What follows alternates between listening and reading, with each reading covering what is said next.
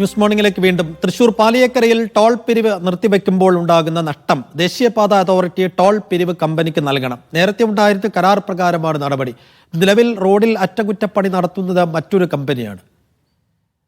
നട്ടരാജ് പരശുരാം വിശദാംശങ്ങൾ നൽകും. നട്ടരാജ്, നേരത്തെയുള്ള കരാർ അനുസരിച്ച് ഈ നഷ്ടം ദേശീയ അതോറിറ്റി ടോൾ പിരിവ് കമ്പനിക്ക് നൽകണം എന്നതാണ്.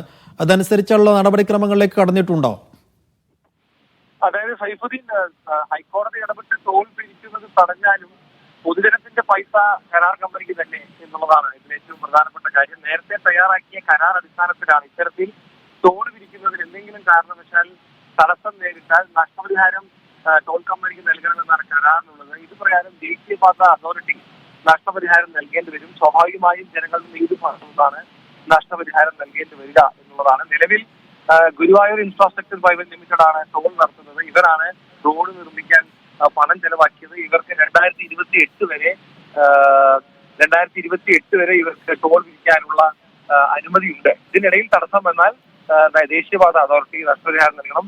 ഈ കരാർ കമ്പനി പറയുന്നത് ഇപ്പോൾ നിലവിലെ നിർമ്മാണ പ്രവർത്തനങ്ങൾ മറ്റും നടത്തുന്നത് മറ്റൊരു കമ്പനിയാണ്. ആ കമ്പനിക്ക് കോൺട്രാക്ട് കൊടുത്തത് ദേശീയപാത അതോറിറ്റിയാണ്. ഇത് തങ്ങളെ ബാധിക്കുന്ന കാര്യമല്ലെന്നും നേരത്തെ കോൺട്രാക്റ്റിൽ പറയുന്നത് പ്രകാരം തങ്ങൾക്ക് നഷ്ടപരിഹാരം നൽകേണ്ടി വരുമെന്നും പറയുന്നു. അങ്ങനെയാണെങ്കിൽ ഒരു ദിവസം ഇത്ര രൂപ വരുമാനം വരുന്നു, അതിന് നഷ്ടം എന്താണെന്ന് ഈ കമ്പനി അറിയിക്കുന്നതനുസരിച്ച് ദേശീയപാത അതോറിറ്റി നൽകേണ്ടി